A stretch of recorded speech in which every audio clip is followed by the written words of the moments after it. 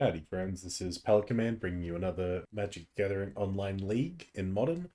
We are once again playing Blue White Hammer Time. So, I did an introduction to Hammer Time previously. This is my first time running Hammer Time actually through a league. So, I'll just quickly go through the build. We've got a single Garjo City of the Empire as our 22nd land. The list sometimes runs 21. This is kind of half a land because it's also half a spell. It's kind of cool. Four Flooded Strands, a single Hellwood Fountain. Blue is very unimportant in this build, so whatever, we'll just fetch Hellwood Fountain if we do want blue.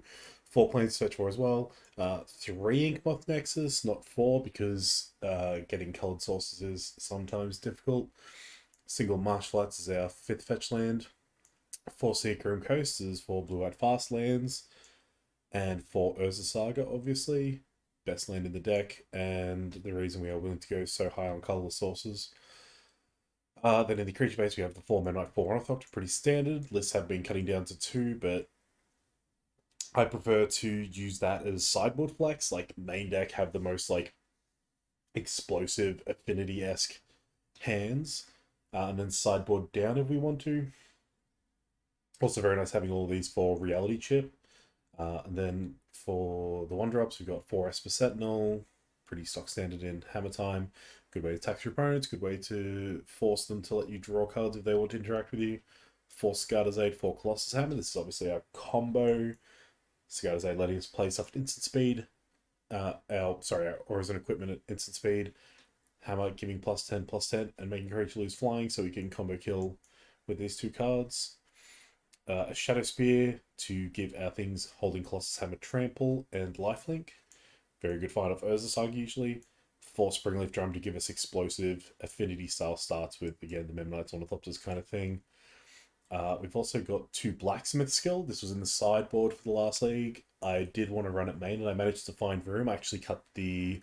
We had one copy of Steel Shaper's Gift as like our 5th tutor effect for a hammer, which was a flex slot. I cut that and put in a Blacksmith Skill. And the second Blacksmith Skill is actually over Lion Satch, which I didn't feel was too impactful in the main, so we did cut it for this league.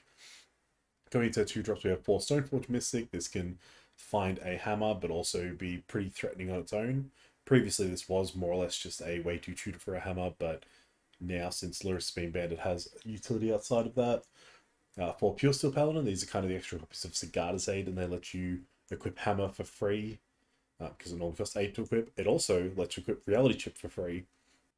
So Reality Chip is a 2 mana 0/4 that lets you look at the top card of your library anytime, and as long as it's attached to a creature, you can use it as a future sight to actually cast those spells off the top. So it costs 3 to reconfigure, which you can equip to a creature, or we can use Pure Steel's equip 0 that it gives to equip it, or we can equip it if we have Sigarda's Aid in play. When it needs to be, it will automatically try and equip to something like Sigarda's Aid lets us do. And then the last 2 slots, these are the Lurrus is gone, so we get to run these slots. We have one on Net Assist. You can go up higher on these, like if you don't want Blacksmith Skill, this is kind of where you might lean. This is mostly, yeah, replacing the Cranial Plating slot, but it comes in with a creature of its own, which is kind of cool. And then Keldor Complete is just like the grossest thing to do with Stoneforge Mystic sometimes. Like, obviously, if you have a way to cheat it for free, Hammer's generally better, but Keldor is just like a all-in kind of gross thing to do. Not entirely necessary in the deck. Again, we probably were better off running Lurrus and not having access to Caldra and having Crane playing over Nemesis, but now that Lurrus is gone, Caldra is just really, really hard for some opponents to deal with. If they're removal heavy and can deal with like a lot of the other stuff we're doing, if we can get a Caldra into play, it can generally just win the game by itself. Going on to the sideboard, we again have our removal spells into March of Otherworldly Light. Can't remember if I was ranking the last time we Prismatic Endings, but I do like March of Otherworldly Light in this list. I've got 2 Path to Exiles. This is mostly for the Tide matchup, potentially for Murktide as well and other stuff. The Lion Sash that was made is in the board. So I was considering running 2 Rest in Peace in the list, but I've opted instead to run 1 Lion Sash and 1 Soul Guide Lantern. Now, previously I was just running a Relic in the board. Now I'm running a Relic and a Soul Guide Lantern, which are both tutorable off Urza Saga, but there might be matchups where one's better than the other. Or just bring them both in, like if we draw them, it's kind of fine. They're artifacts for artifact counts. And yeah, I mean the Land Sash is also tutorable with the Stoneforge. So we get to bring in like some pretty solid graveyard hate. We've got a one of Python Needle, obviously, just part of the Saga package. Just very, very good in a lot of matchups. Potentially even main deckable. But I think we ask the questions rather than answer them game one, so it's fine in the sideboard. Two Lavinia. I have been on three before. It is just very hard to cast, so I have gone back down to two. And last year I wasn't running Spell Pierce, so I've gone up on those. So these are all kind of good against like the Cascade matchups. So the one thing is Lavinia's better against like Tron and stuff, but we can kind of threaten Tron anyway, so I think it's fine. And of course the three Sanctuary Vec for any of the removal heavy matchups. So that is the list, and with that, let us get into a league with it. Alright, we found an opponent for match number one. We get to be on the play. That is awesome. So this hand is a mulligan. It is kind of interesting because we do have like Sagada's Aid and we have Urza Saga, so we can find like turn three, this can turn into a hammer. The Calendar is kind of a dead drawer anyway, and like these Memnites aren't really doing anything, so uh hmm. So it looks a little better. So what that'd be turn one Saga, Memnite, Drum, turn two Stone Forge. Kind of want a second land, but it's kind of fine. We got the Pure Stuff, so we can drop Hammer on turn one. Yeah, let's keep this. And bottom Blacksmith skill. We just have to hope our opponent doesn't have removal, I suppose. Our opponent's mulligan to 6 as well. Okay, they keep their 6. So we'll begin with Saga. Now, sequencing thing. We play the drum out first because we play the Memnite. It doesn't matter because our opponent doesn't have any mana open or whatever, but this way, if they have removal, they don't really get to stop us from using a Springleaf Drum. Put the hammer into play and pass. So if we draw a white source next time, we can drop Pure Steel. We can't. Well, we can equip, yeah, because we will have Metalcraft. Our opponent's on Tron, and they lead turn one Tron land map. So really hoping for a white source here. Alright, we get a white source, so we could make a construct, but we're going to elect not to. Issue is here. We would need to tap the Memnite to play the Pure Steel. So what I'm actually going to do is play Stoneforge. We'll just kill them next turn. So we'll play the Stoneforge. We'll find a Colossus Hammer. And we will play the Colossus Hammer. Right, get in for one because why not? So next turn we'll be able to play the Pure Steel and equip both hammers and get like potentially a third hammer with the Saga or something. Our opponent's just cracking map at sorcery speed and playing forest, so I think this game's pretty locked up.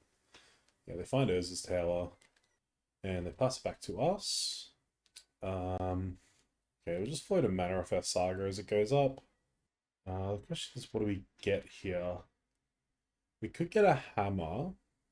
I don't think it matters, but I'm just going to spread my options here by getting Ornithopter so that I can tap that to the drum.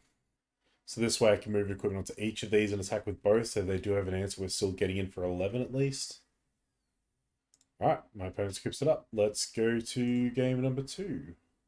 Sideboarding against Tron, we want Lavinia. So Lavinia says each opponent can't cast non-creature spells with mana value greater than the number of lands that player controls. So it stops them from being up to cast like Khan and stuff off of their 3 Tron lands. So we want that. Pretty sure we want Piping Needle. Everything else is kind of whatever. I'm interested in Spell Pierce potentially. I think like maybe just that over the Blacksmith skills is fine. Potentially Path like Wormcoils and stuff. As far as what we're cutting, we're definitely cutting Blacksmith skill. Kelder is unnecessary. Chip's too slow.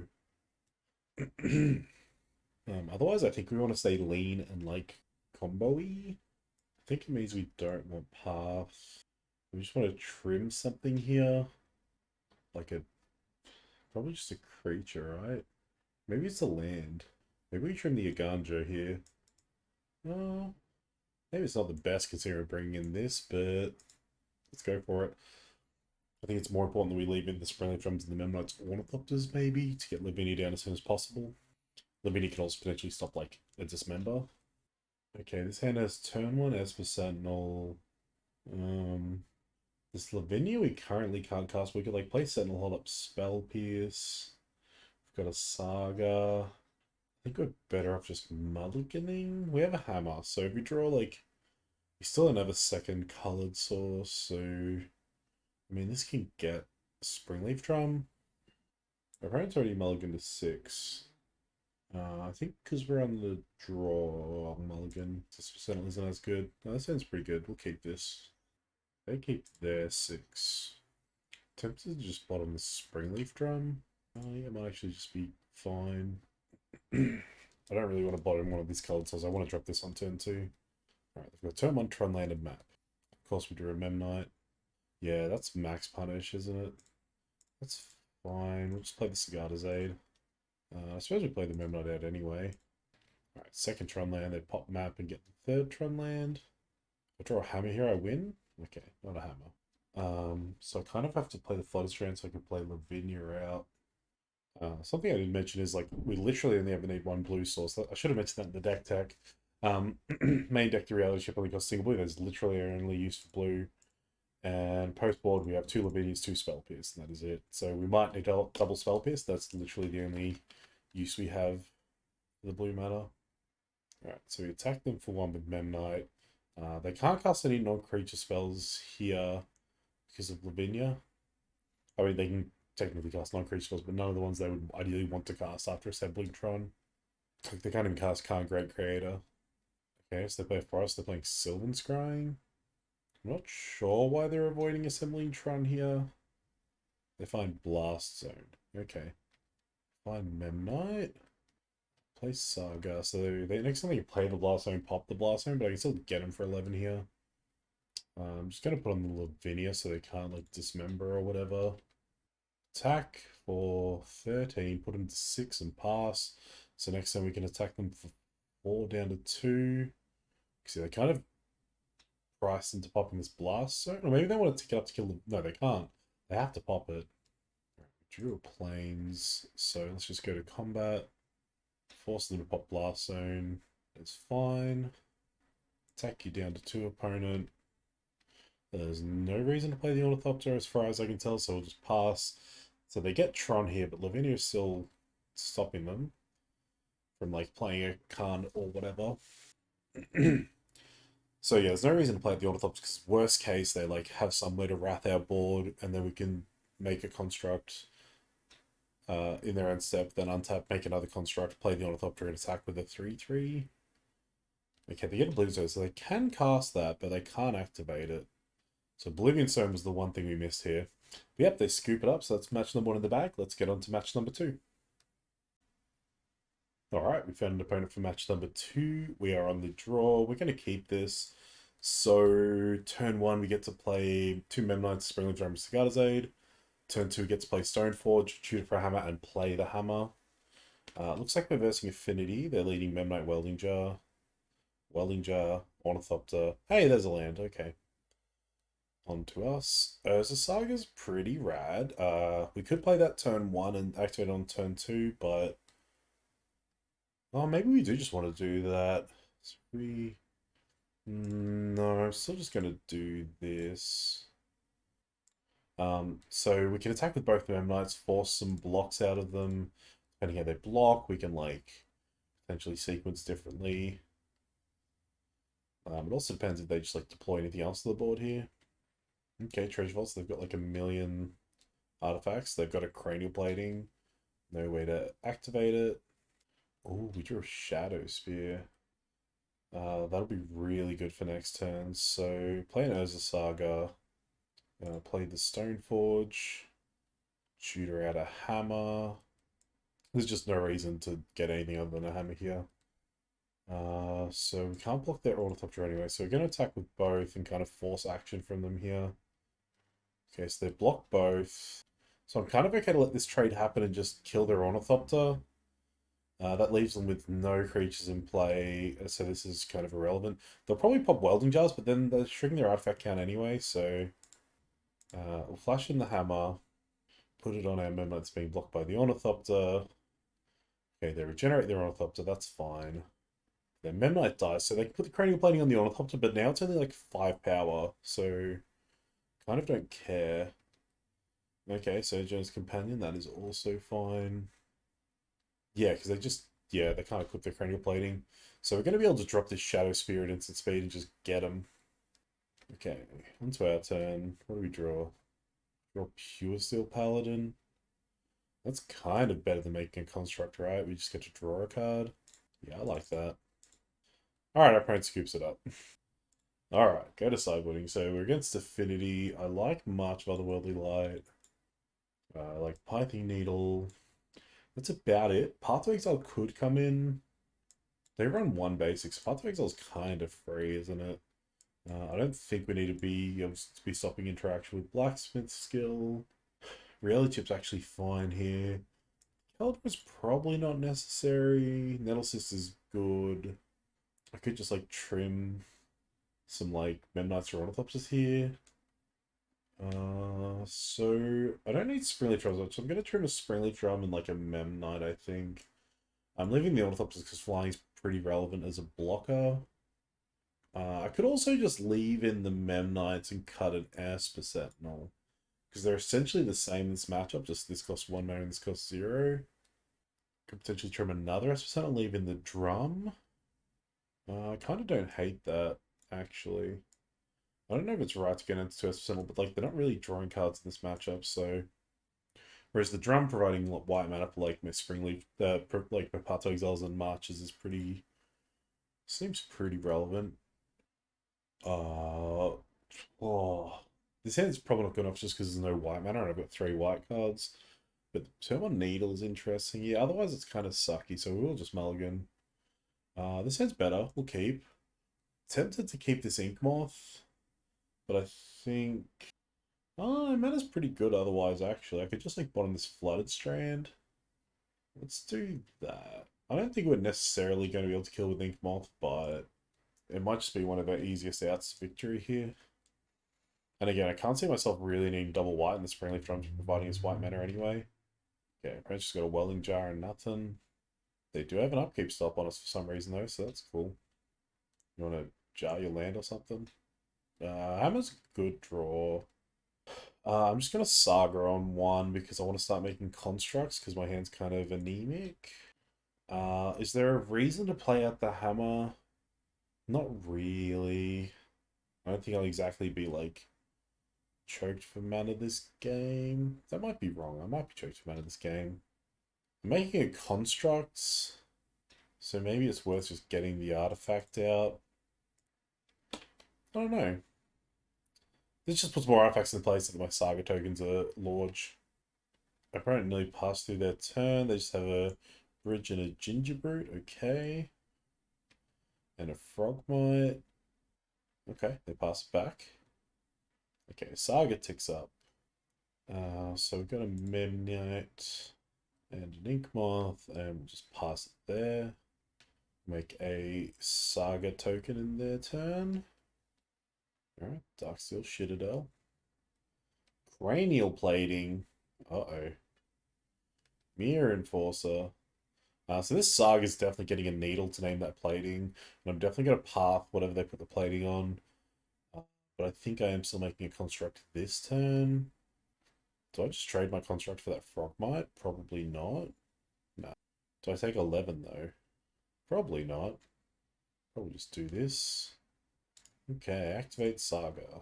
Make a man's. Draw a land. Awesome. Okay, so make a man's. Tapping Memnite. Alright, then we'll get our Pithing Needle named Cranial Plating. Play this. Go to combat. Attack for 7. The double blocking. Okay, I think that's... I think I'm tempted to allow this because they're probably going to crack Welding Jar, and when they do, then I'll path whatever they Welding Jar. Otherwise, I'm kind of okay with trading this for this and pathing this. Yeah, so now I path that. I was going to path before their turn anyway because I wanted to respect Metallic Rebuke. So they've generated nothing. My 7/7's killing their 4/4. And when they attack with this, I'm just going to trade my... I mean, I'd probably just trade this for it. Or I could chump block. Then what, 14, 15... I've got one card in hand, so my board's just better than theirs. I could draw a removal spell. I'm probably racing this fine. I'm just going to throw an Ornithopter in front of it. The next time you just chump block with Memnite. Springleaf Drum's fine. Actually, let's play the Springleaf Drum. I could have potentially animated Inkmoth and double blocked this with the Memnite and the Inkmoth to trade. But I think chump blocking is also just fine. So they're not blocking, right? I'm going to animate Inkmoth, just put an extra artifact into play and pass it back to them. So now they've got two cards in hand. One of them's a Memnite. Right, they're still attacking with that thing. Yep, just chump block with a Memnite. Oh, we draw the reality chip. We're just going to play that. Colossus Hammer's on top. Okay, so I can't equip anyway, but that's something to consider for next turn. So they can just chump block. If I attack with both, force them to double chump block. And I don't think they can kill me, so I'm just going to do that. And if they attack, I'll just like take 8 or whatever. Yep, they're probably going to eat their gingerbread here, I imagine. Yep. So they have no cards in hand, and all they have is this Frogmite with this plating. So next time I'm going to get to reconfigure Reality Chip, and then it's probably game over. No attacks. Okay. Love to see it. Oh, maybe not on top. That's really good. Okay, so we're going to reconfigure to one of these. So we're going to tap a drum for blue, tapping the chip while it's still a creature. Then we'll just tap a couple of lands. Alright, Memnite off the top. West Sentinel's cool. We are going to play that. We haven't made a land drop yet either, so we can make a land drop off the top if we find one. Springleaf Drum. We have no way to cast that Springleaf Drum, but that is fine. Okay, go to combat. Yeah, they scooped up the match. Okay. I was going to say, we'll attack with both, force them to trade here and chump here, and then they're playing off the top, and their top decks suck compared to our reality chip, so 2040, let's get into match number 3. Alright, match number 3. We've lost the die roll, so we're going to be on the draw. They've mulliganed to 6. I love seeing reality chip here, but the rest of the hand kind of stinks. There's no blue mana. Easy mulligan. This hand's better. So we've seen this kind of hand before where it's going to be turn 1 Memnite Drum Scarlet, turn 2 Stoneforge Get Hammer, play Hammer. So we keep, and we bottom the Strand. We don't really need blue because we have Drum. We could keep Strand in case we need to fetch Hallowed Fountain for our 1 reality chip. But I think it's more likely that we want to preserve that life in case we're versing like, burn or some shit. I don't know. But it is Titan, almost definitely. Or no, or the other stupid deck that sucks that I hate. The Cascade deck that isn't Living End or Rhinos. Regardless, our plan doesn't change. All we do is an extra Cigar Zone, so that's rad. Would have been nice to draw, hammer and then hammer next turn, but you can't have it all. I should have played Saga on turn 1. Almost definitely, just to get a second hammer into play quicker. That's fine. I assume it was Titan because of the Kelly Garden, but Titan actually, I don't think Titan runs Kelly Garden these days. Maybe I'm wrong. Saga might mean otherwise. Yeah, okay, it's Titan. Interesting. Yeah, I definitely should have led Saga on 1. Because I'm not actually that interested in making constructs. I'm more interested in it turning into a hammer as soon as humanly possible. Do I want to just play a hammer here? I don't think getting reality chips changing anything, so just get the hammer.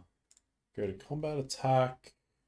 Okay, they block with Grazer. I am just going to put the hammer into play, I suppose. Just kill their Grazer. And when this goes off, we'll be able to get Shadow Spear and just gain a bunch of life. Which would be next turn if I wasn't an idiot. That's something I need to be where I was making sure I'm sequencing the Urza Saga correctly, because I'm used to playing this in fair decks where, like, you play it on turn 2 and, like, playing in taxes, right? Where you play it on turn 2 and just make constructs. No, in this deck, and Titan's one that I know for sure, like, you don't really care about making constructs, you care more about it turning into an Amulet of Vigor as soon as humanly possible. Valakut's a problem. Oh, Kaldra. Kaldra is nice. Alright, here's Kaldra. I think I want to do it like this. So I wonder if this works. So Living Weapon happens, then Cigar's Aid happens. Oh, that's dope. I think we might actually have locked this game up now because of how that works. Keldra gets trampled, dude, but okay, go off.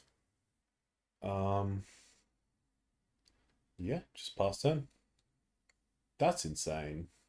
So they have to win this turn because I think I don't know if they can survive this Memnite again another turn.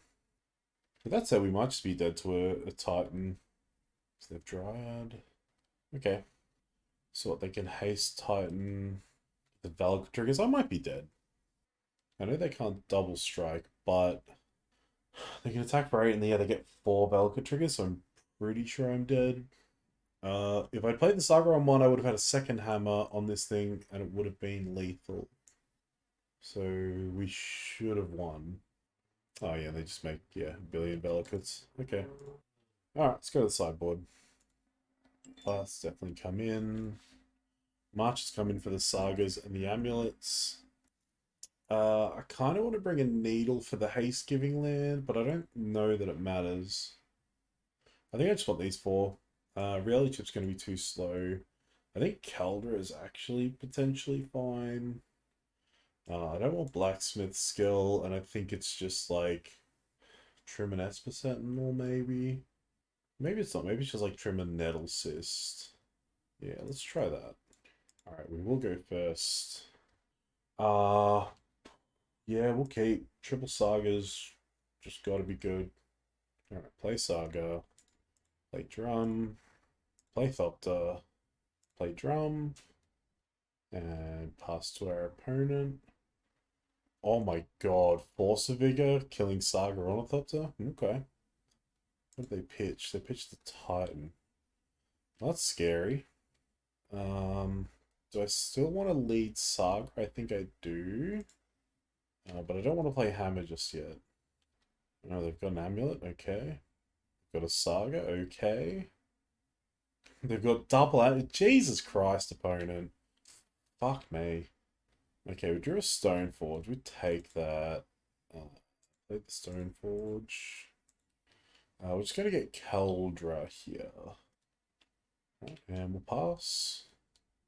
Obviously, yeah, Keldra, because Hammers and Shadow Spears don't appear to do much on this board, whereas Keldra can at least, like, block and eat Titans. Jeez, our opponent's on some fucking shit over there. What the fuck? Pitch cards like Force of Vigor are potentially a reason to bring in, like, Lavinia and stuff. Well, you've got a Dryad, so I'm in trouble. I was hoping to just use Keldra to fight Titans and just hope they didn't have a Dryad, but apparently they just had it all this game. Double Amulet, Saga, Force of Vigor, you know, the Titan they were willing to pitch, which probably means they've got a Summoner's Pact or another Titan here. Oh, Carly Grey Crate is actually actually also awful for us. The down tick. They can't have, or they could have Incineroar Bridge there, but they shouldn't. Of course they have Incineroar Bridge in their sideboard. What a joke. 2 cards left in hand. Okay. Guess I have to float a mana because I can't use these Springleaf drums. Sure, let's just get an Ornithopter. Why not? This sucks. This really sucks. Suppose I don't need to do this yet. I can just let this mana go away or just cast this hammer. I probably just need to hold on to the hammer though. In case I draw Sagada's Aid and can like attack and drop hammers and stuff. I don't know. I mean, we should have won game 1, but it was a strange play to win game 1. This game is just a joke. Not only do our opponent have it all, but they're also playing Khan the Great Creator in their Amulet deck, which, like, I like. When I played Amulet, I played Khan the Great Creator in it, but it seems so unnecessary in the new builds of Amulet. Like, surely that's over Cultivated Colossus, and that just can't be correct. Oh, what? Okay.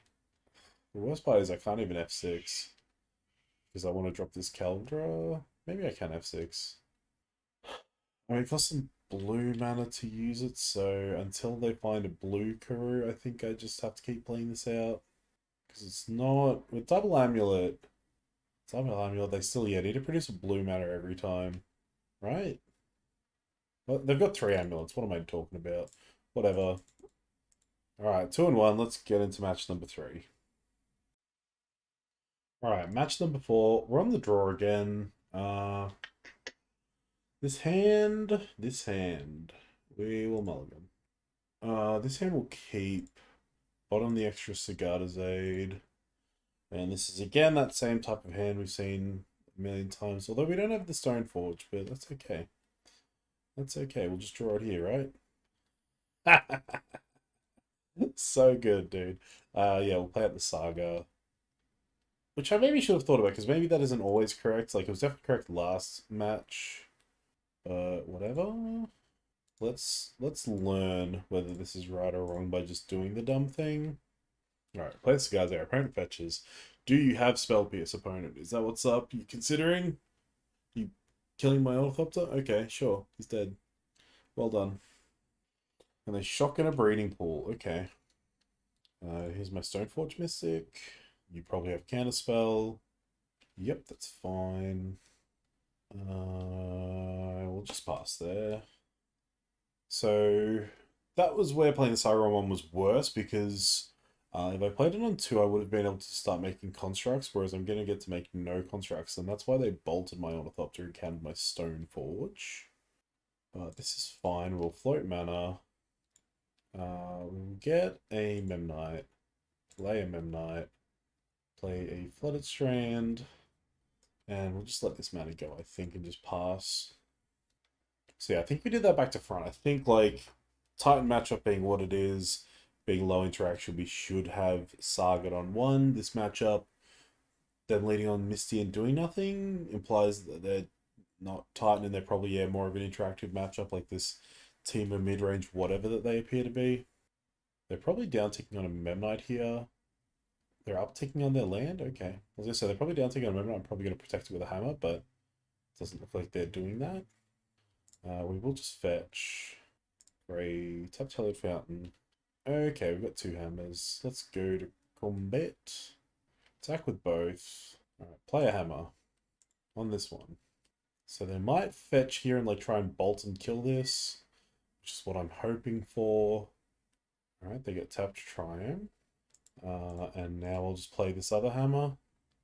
You got a single blue up. Yep, nice. We win game 1. Despite misplaying by playing the Saga on 1. Okay, so they have red mana. Does that mean I want to bring Sanctifier as just something they cannot kill? Maybe. I maybe want to bring Lion's Ash to make their red and 6 less good. Spell Pierce might be good. Python Needle might be good. I don't think I want to bring it in the blind though, just because they have like red and 6. Relic and Soul Guide could be fine because they have red and 6. But I think I'd rather Lion Sash for that. Question is what I cut. I like Esper Sentinel. I think this is a matchup where I want to trim some of these. Because they have red and 6. Maybe I just want to cut all of my Memnites to do this. That might be right. I do like Blacksmith Skill. We are bringing in Spell Pierce, but I kind of still want to trim a Springleaf Drum. Which might not be correct. I think Caldera might be good here. Maybe Nels is just better. Maybe I can cut Caldera and then I just want to trim the 4th drum. That looks good. Let's do that. So this hand doesn't do anything, but if I draw something I can potentially Inkmoth kill, but this is a game where I'd rather just slow grind with Saga, so I will mull. Find a very similar hand, but this is a keeper. Bottom Pure Steel. So we can't even play the first Pure Steel. So if this Ornithopter can somehow survive a burn spell, we're pretty good. Ooh, Stoneforge is a good pickup. Play Ornithopter, play Sagada's Aid, and pass. I think we're pretty well insulated here. This Stoneforge was a nice draw. If they tap out for a Ren here, we basically just win. Nice. Just top deck a hammer. Top deck hammer. Top deck. Boo. That was close though. That was close though. The question is if I want to...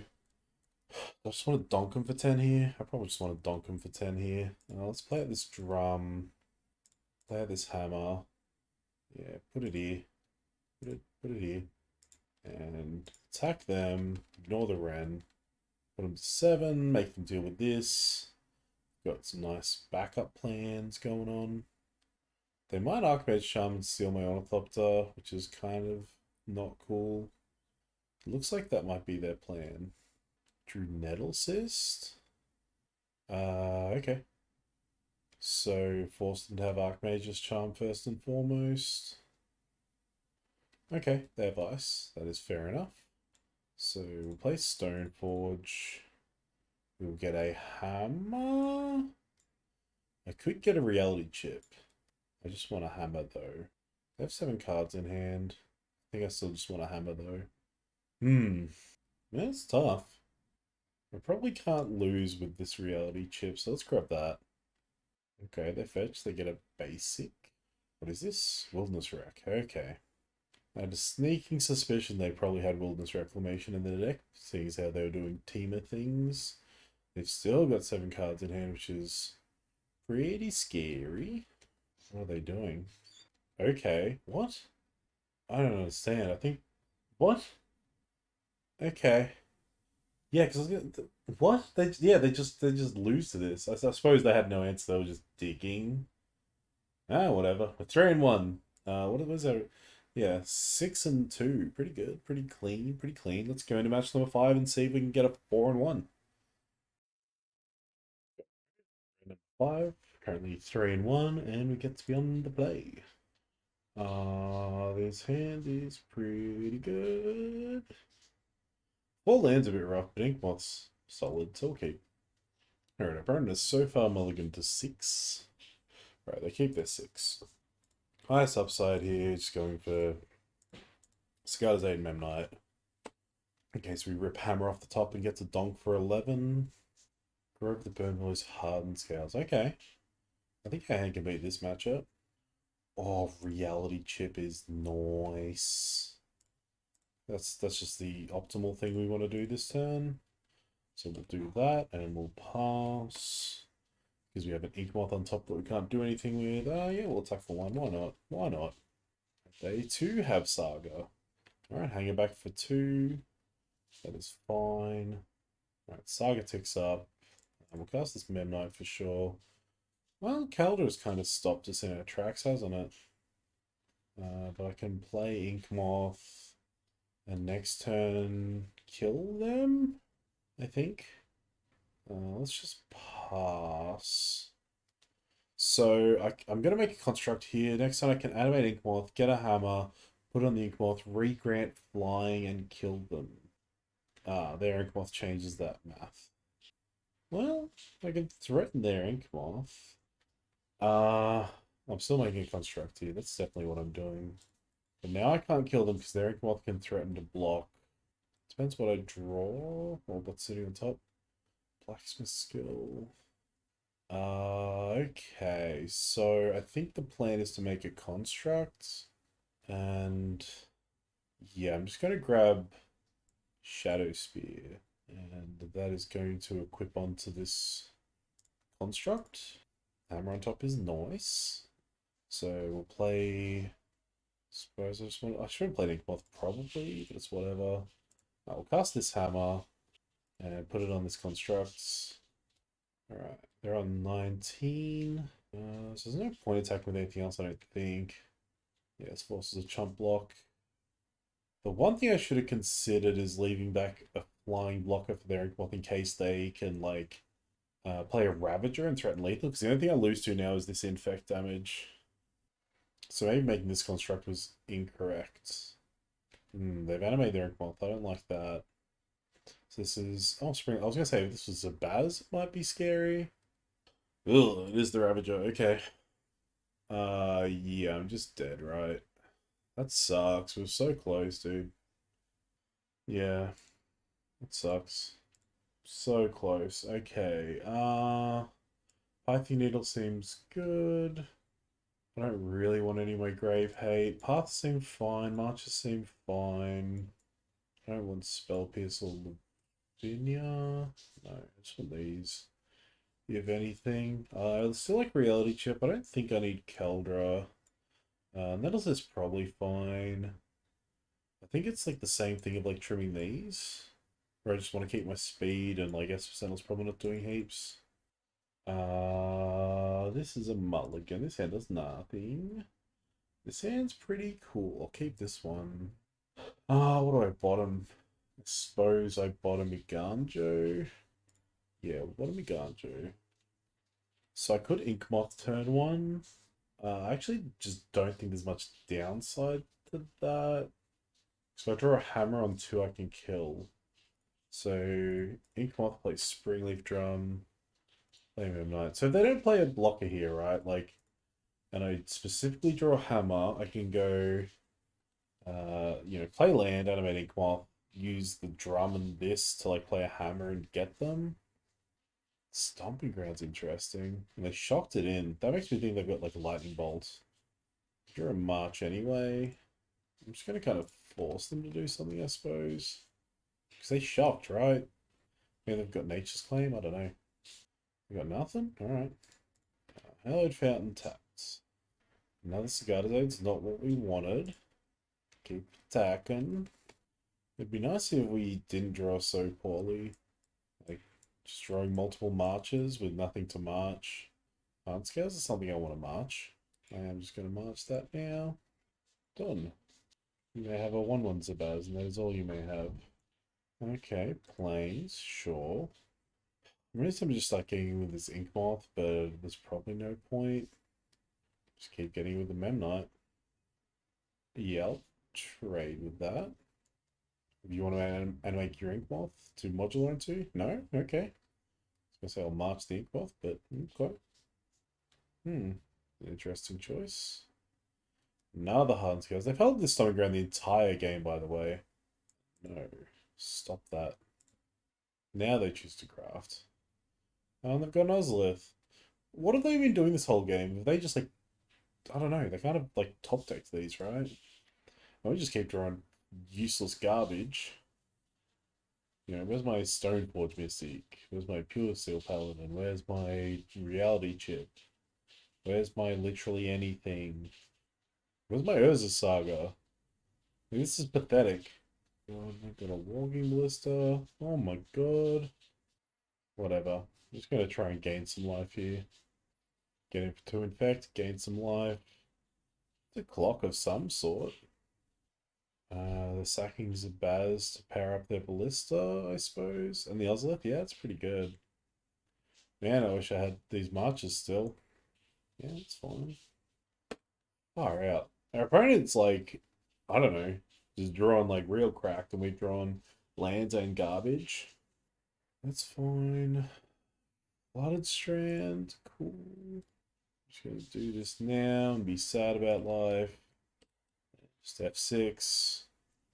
We can still get out of this. We just need to draw literally anything. Okay. Okay, game. Oh my god. What a couple of draws, huh? Alright. Well, they were clean 2-0s all the way. Let's go to the post-league wrap-up. Okay, so, I mean, that was pretty good. Like, our wins were very convincing wins, and our losses were, like, somewhat convincing losses, I suppose. I don't know.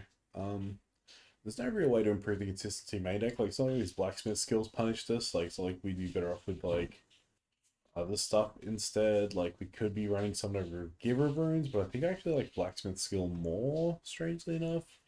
I think the sideboard was fine. Like, you don't want to dilute this tech strategy too much. So everything felt kind of good. Like, obviously still have the reality chip.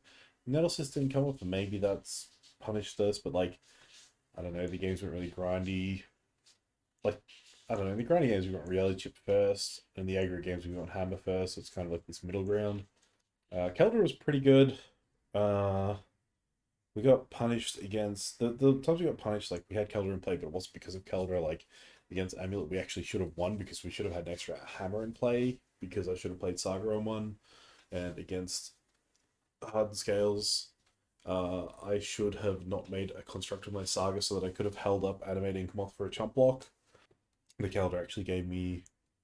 Did I even have the Keldra in the game? I can't remember. I don't think I did. I think I had Shadow Spear and Hammer, but yeah, I think the deck's really good. I actually like the construction of it. I think I'll run the 75 back next league I do.